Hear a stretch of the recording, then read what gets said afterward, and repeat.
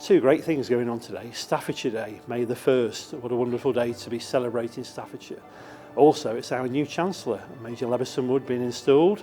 So in a sense, the two things together are wonderful, aren't they? Celebrating Staffordshire University on Staffordshire Day. It's a huge privilege to be here today, to be installed as the Chancellor of the University. I'm from the area, I grew up in Staffordshire, went to school in Staffordshire.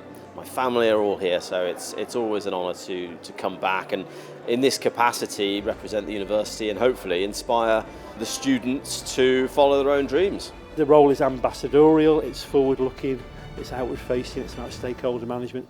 I think he'll engage a new generation of students in terms of a next generation educational experience. I was given an honorary doctorate from Staffordshire University back in 2017, and so to come back now as the Chancellor is fantastic. I only hope that in my role over the next few years I'll be able to really bring some of my own experiences to inspire the next generation of students. I think there's some great opportunities for collaborations, partnerships all around the world, and I think it's that global outlook which I think I can add some value and hopefully bring people together.